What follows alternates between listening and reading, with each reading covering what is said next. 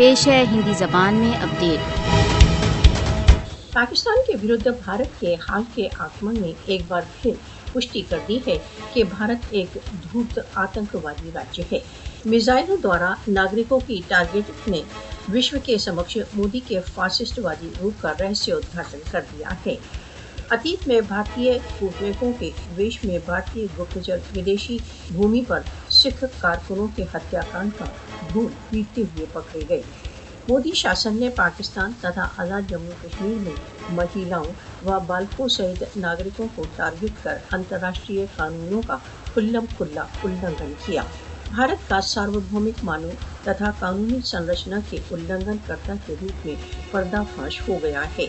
भारत के निरंतर सीमा पार उल्लंघन, राफेल सहित योद्धा जेट्स की हानि के अपमान से ध्यान हटाने की व्याकुलता को व्यक्त करता है।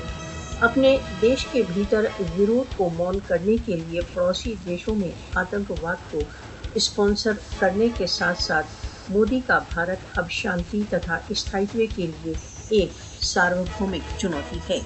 मोदी शासन अपने धूर्त आचरण तथा राज्य समर्थित आतंकवाद द्वारा क्षेत्रीय तथा विश्व स्थायित्व के लिए एक खतरा उत्पन्न कर रहा है। इससे पूर्व के भारत की धूर्त सैन्यवादिता व्यापक क्षेत्रीय संघर्ष को भड़काए अंतर्राष्ट्रीय समुदाय को सक्रिय हो जाना चाहिए। नई दिल्ली की कार्रवाइयां मात्र केवल उत्तेजना नहीं, वे युद्ध अपराध हैं जो सार्वभौमिक पड़ताल की मांग करते हैं।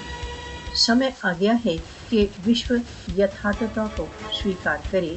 मोदी के नियंत्रण में भारत एक पूर्ण धूर्त हिंदुत्व आतंकवादी राज्य में परिवर्तित हो चुका है। विश्व को अनुभव करने की आवश्यकता है कि आरएसएस समर्थित मोदी शासन संपूर्ण मानवीयता के लिए एक चुनौती है।